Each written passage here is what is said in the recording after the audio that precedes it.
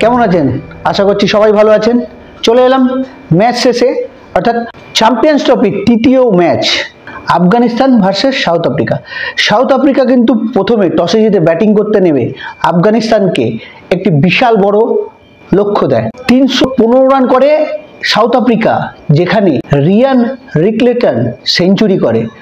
তার সঙ্গে সঙ্গ দেয় রাশি ভান্ডারডুসে করে 52, মার্করাম করে 52 এবং ক্যাপ্টেন বাবুমা করে 58।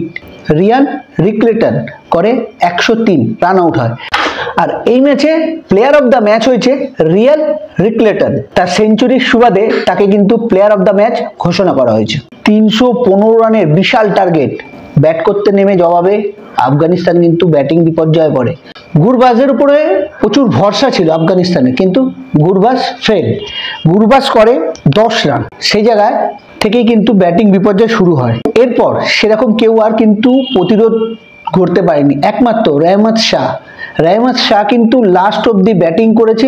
90 রানের একটি ইনিংস খেলেছে। সঙ্গ সেইভাবে কেউ দিতে পারেনি বলে বিশাল বড় ব্যবধান, 107 রানের ব্যবধানে কিন্তু সাউথ আফ্রিকা জিতেছে এবং চ্যাম্পিয়ন্স ট্রফি তারা শুরু করলো কিন্তু বিশাল ব্যবধানে জিতে। তো বন্ধুরা, আজকের খেলার এই ছিল কিছু আপডেট।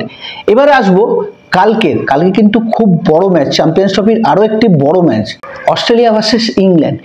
এই মুহূর্তে অনেকেই বলবেন হয়তো অস্ট্রেলিয়া টিমের অনেকের নেই, যেমন প্যাট কামিন্স নেই, জশ হেজেলউড নেই, বোলারদের মধ্যে তো নেই। মার্কাস স্টয়নেস তো আগেই চ্যাম্পিয়ন্স ট্রফি দিয়ে নাম সরিয়ে নিয়েছিল। মিচেল মার্শ নেই, অনেক ভালো ভালো প্লেয়ার নেই। তবে টিমটা অস্ট্রেলিয়া, যারা কিন্তু আইসিসি ট্রফি কিভাবে খেলতে হবে বা আইসিসি ট্রফি কিভাবে খেলতে হয় সেটা কিন্তু তারা জানে।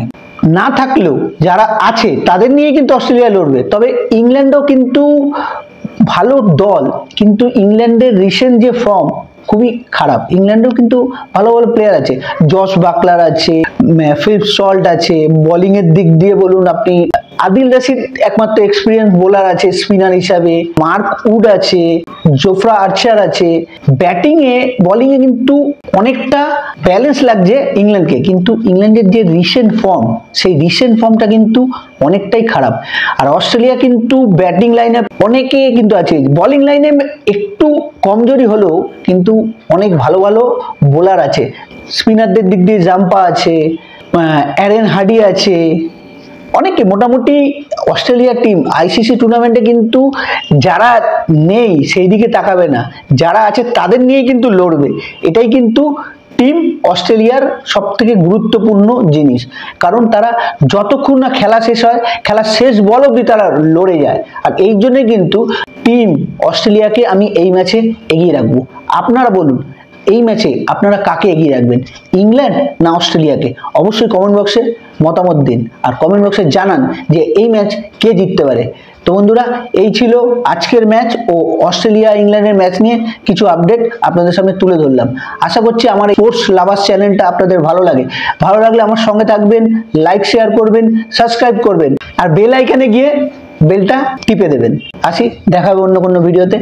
টাটা।